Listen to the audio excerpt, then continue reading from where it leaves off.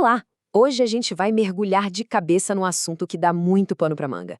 Os erros mais comuns, as verdadeiras armadilhas que o pessoal que usa Laravel acaba caindo quando sai de um projeto monolítico e vai para o mundo dos microserviços.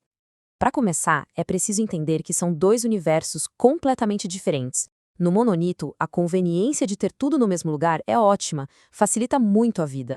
Só que no mundo dos microserviços, essa mesma conveniência se torna uma armadilha perigosíssima. O que funciona muito bem em um pode ser um desastre completo no outro. Então, olha só o nosso roteiro de hoje. A gente vai começar falando da mudança de mentalidade, que é a base de tudo. Depois, vamos ver os erros de estratégia e de dados. Em seguida, as falhas de comunicação entre os serviços, daí os pontos cegos de operação e segurança e, por fim, vamos traçar o caminho certo para a escalabilidade. E se a gente pudesse resumir tudo em uma única ideia, seria esta: a batalha constante entre acoplamento e desacoplamento. O acoplamento é aquela tendência de as coisas ficarem tão amarradas umas nas outras que, quando se mexe em uma pecinha, todo o resto quebra. É um verdadeiro pesadelo para dar manutenção. A meta, o santo grau aqui, é o desacoplamento. Cada serviço tem que ser uma ilha. Tem que ser possível desenvolver, implantar e até escalar cada um deles de forma totalmente independente. É por isso que resistir à tentação dos atalhos, daquela colinha rápida entre os serviços, é o que vai definir o sucesso ou o fracasso do projeto. Certo, agora vamos entrar nos erros mais graves, aqueles que acontecem bem no comecinho, antes mesmo de ter qualquer código pronto. São erros que podem condenar o projeto logo de cara. E a primeira armadilha é mais estratégica do que técnica. É adotar microserviços só porque está na moda, só porque todo mundo está falando disso. Se não existe uma necessidade real, um problema concreto que essa arquitetura resolve, como escalar partes do sistema de forma independente, o que se consegue no final é só mais complexidade e mais dor de cabeça. Isso nos leva direto para o erro técnico número 1, o mais comum e, sem dúvida, o mais destrutivo: pegar vários serviços e conectar todos eles no mesmo banco de dados. Isso cria um nó, um acoplamento tão forte que simplesmente anula qualquer benefício que os microserviços poderiam trazer. Guardem bem essa frase. Ela resume tudo. Cada microserviço precisa ser o dono absoluto dos seus próprios dados. Ponto final. Sem essa autonomia, uma mudança que parece boba, tipo alterar uma coluna numa tabela, pode gerar uma reação em cadeia que derruba o sistema inteiro. Ok, agora que a gente já falou da base de dados, vamos para outro ponto super crítico: como os serviços conversam entre si. Porque uma comunicação mal planejada cria um sistema que é uma verdadeira bomba-relógio. Aqui, a gente vê uma diferença clara de maturidade. A abordagem mais ingênua é simplesmente fazer uma chamada HTTP direta de um serviço para o outro, sem documentação, sem nada. Já a abordagem profissional, a sênior, é criar primeiro um contrato formal, bem definido e, principalmente, versionar essa comunicação. Assim, uma mudança num serviço não quebra os outros de surpresa.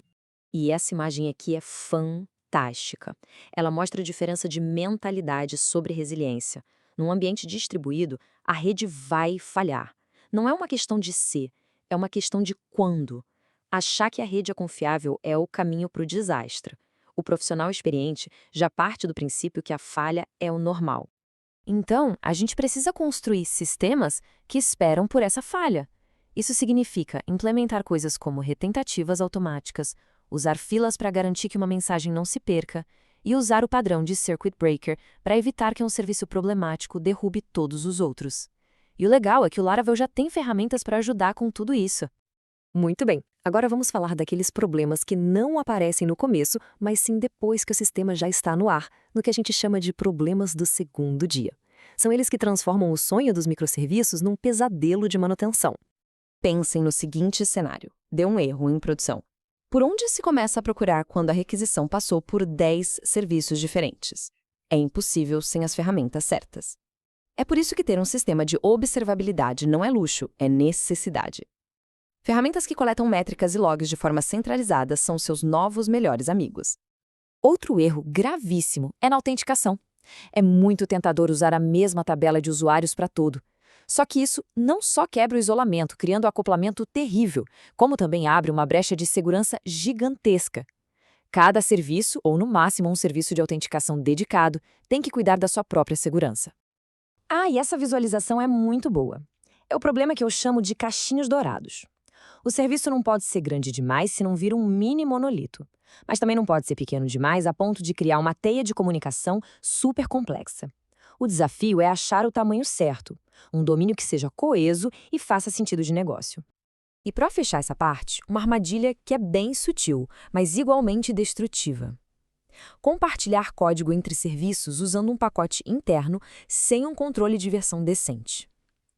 Isso é, na prática, uma forma disfarçada de acoplar todo mundo de novo. Uma atualização nesse pacote pode quebrar todos os serviços de uma vez. Certo, depois de passar por todas essas armadilhas, qual é a grande lição? O que realmente separa os projetos que dão certo daqueles que viram um caos no longo prazo? Essa frase aqui diz tudo. Ela deveria ser o mantra de qualquer pessoa que trabalha com sistemas distribuídos. O acoplamento é o inimigo. Cada decisão de arquitetura, cada linha de código precisa ser avaliada pensando: isso está aumentando ou diminuindo o acoplamento do meu sistema? No fim das contas, construir microserviços de qualidade tem menos a ver com a ferramenta A ou B e muito mais a ver com adotar uma mentalidade disciplinada.